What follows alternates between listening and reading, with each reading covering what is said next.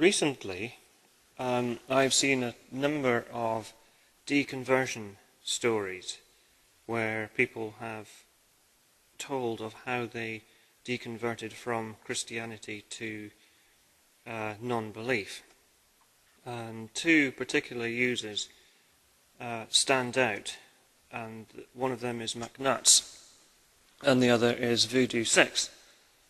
For those who don't know, which is probably not many, Voodoo 6's account was terminated recently, and his new account is also called Voodoo 6, but spelled differently.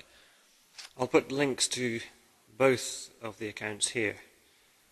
So do go and check them out and subscribe to them, if you haven't already.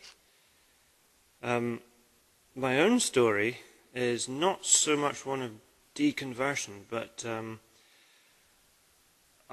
because I've never been a theist, but I wouldn't have called myself an atheist either.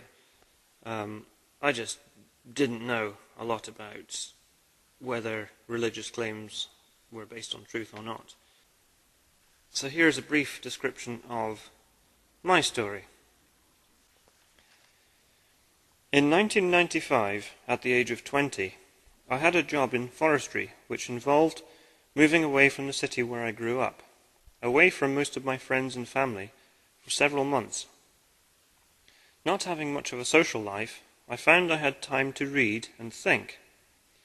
I stayed in a bedsit, and my landlady had 2 dogs. She was very busy with her work and family, so I used to walk them in the woods nearby. The dogs, not the family. Which suited her and me. Up to this point I knew virtually nothing about trees, but because of my work I needed to learn fast. I borrowed some books from the library and devoured them.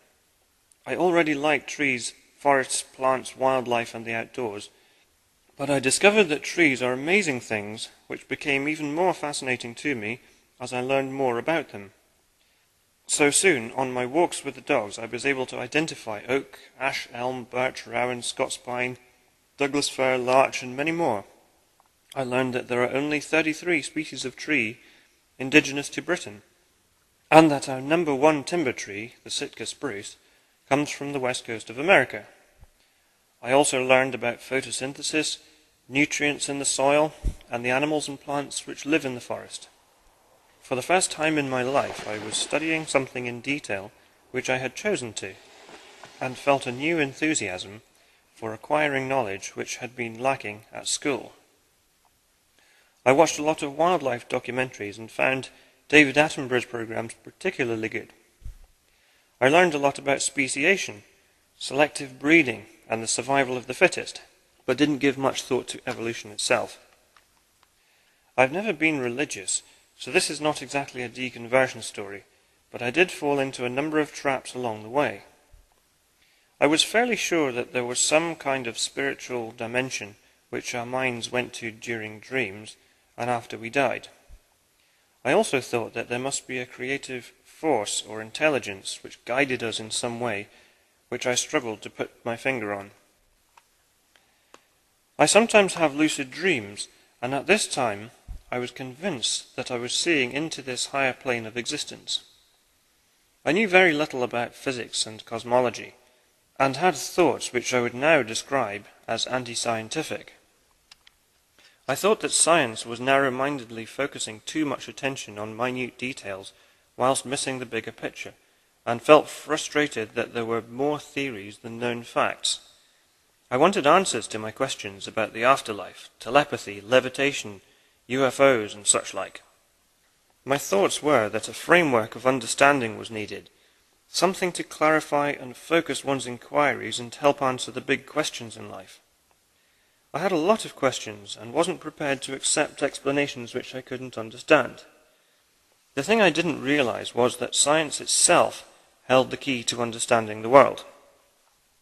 I was already applying logic and reason and continually questioning my conclusions without it dawning on me till much later that that is exactly what good science does. For the next 11 years, I read a lot of non-fiction and watched documentaries, all the while learning, but not at the same pace as when I was 20. I changed jobs several times, met my first serious girlfriend, socialized more, and all the while felt like I was close, but never quite finding answers to my spiritual questions.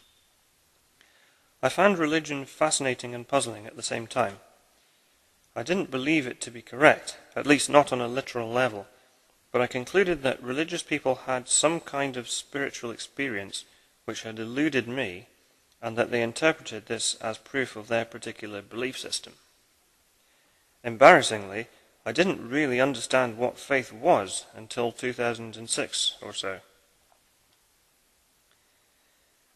After the 9/11 attacks, I got quite drawn into the whole inside job theory and read and watched Alex Jones, David Icke and others. It seemed to me most likely that the official story was wrong, and although I looked for detailed debunking of the conspiracy theories, I struggled to find anything convincing. Perhaps I didn't look hard enough. One effect of becoming immersed in conspiracy theories is to become highly suspicious of authority and paranoid at the same time. The moon landing hoax theory was one I really looked into in detail. My interest in astronomy and space travel was growing, and I was discovering the conspiracy arguments crumbled one by one the more I learned about NASA and the history of the space program. I should mention some of my musical influences before I go too much further. Since I was a teenager, I loved Pink Floyd, and can still quote large chunks of The Wall, Dark Side of the Moon, Wish You Were Here, and Roger Waters' solo work. I also liked George Harrison and Johnny Cash. George Harrison was influenced by Hinduism and Buddhism to a degree, and his last album, Brainwashed, as well as having some amazing tunes, contained some lyrics which certainly reflected my thinking at the time. Crippled by the boundaries, programmed into guilt, till your nervous system starts to tilt. In the room of mirrors, you can see for miles, but everything that's there is in disguise. Every word you've uttered and every thought you've had is all inside your files, the good and the bad. The idea that something was watching us all the time and keeping notes remained with me until 2006. Johnny Cash was a strong Christian, but his music, the sound of it, his voice, Luther Perkins and Bob Wooten's guitar picking really stirred my emotions. It still does, even though I was never convinced by the religious stuff.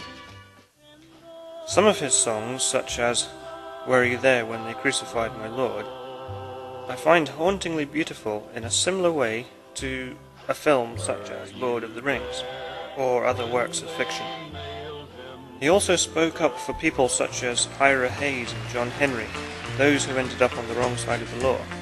Call him drunken Ira Hayes, he won't answer anymore. Not the whiskey-drinking Indian nor the Marine that went to war. It was mainly because of listening to Johnny Cash that I finally bought a guitar in 2003. I wish I'd got one as a kid. I might be quite good by now. Anyway, now we get to the point which clarified my thoughts to the extent that I would describe myself as an atheist or an agnostic atheist.